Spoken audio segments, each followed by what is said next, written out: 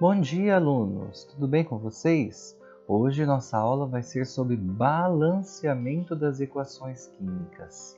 Vocês se lembram que uma equação química, ela representa uma reação, uma transformação.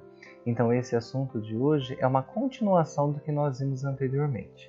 Vamos lembrar o que nós vimos antes? Nós vimos que o químico Antoine Lavoisier descobriu que na natureza a matéria não se cria e nem se perde, ocorre simplesmente uma transformação, o que significa que substâncias podem reagir formando outras substâncias. Outra coisa que nós vimos foi que o pesquisador Proust descobriu que a proporção e a massa, dos objetos também continua a mesma antes e depois da transformação, o que mostra também que na reação química a matéria não desaparece, mas ela apenas se transforma. Uma comprovação daquilo que o Lavoisier havia falado. Então hoje nós vamos falar sobre um conceito chamado balanceamento químico. Portanto, tanto a lei de conservação de massa quanto a lei das proporções definidas têm relação com o fato de que nas reações químicas os átomos não se alteram.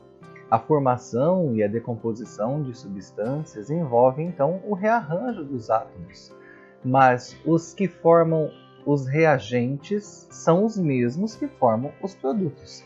Tendo isso em mente, vamos analisar a seguinte situação, que é a situação da formação de água a partir de uma molécula de gás oxigênio e da molécula do gás hidrogênio. Observem que no desenho o gás hidrogênio tem a fórmula química H2, o que significa que tem 2 átomos de hidrogênio. E a fórmula química do gás oxigênio tem O2, o que significa que são 2 átomos de oxigênio. Para formar a molécula de água, cuja fórmula é H2O, 2 átomos de hidrogênio e 1 átomo de oxigênio. Essa equação não parece real, né? Porque, se você observar, cadê o outro oxigênio da fórmula antes da reação química? Isso significa que o gás hidrogênio não reage com o gás oxigênio para formar água? Sim, reage, mas não nessa proporção. Tá? Então, o que a gente tem que entender? Nós temos que entender que a equação precisa ser balanceada. E para isso, para a equação ser balanceada, nós precisamos determinar os coeficientes estequiométricos, que nada mais é de saber quantas moléculas dos reagentes são necessários para gerar o produto. Então, esses coeficientes estequiométricos são, na verdade, números que nós colocamos do lado esquerdo da fórmula dos reagentes e dos produtos, de forma que a equação fique verdadeira. Observe, então, como ficou o nosso balanceamento aqui. Se nós, ao invés de usar só uma molécula de gás hidrogênio, nós usarmos 2 moléculas de gás hidrogênio, e uma molécula só de gás oxigênio, nós podemos formar 2 moléculas de água. Então, são necessárias 2 moléculas de gás H2 e somente uma molécula de gás O2 para gerar 2 moléculas de água.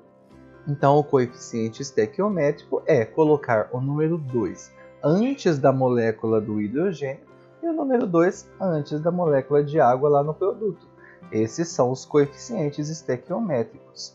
Note que com isso, a quantidade de átomos dos reagentes é igual à quantidade de átomos dos produtos.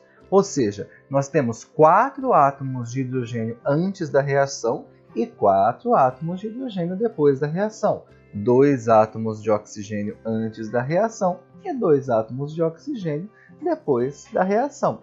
Com isso, é possível determinar as massas dos reagentes necessárias para obter a quantidade desejada do produto.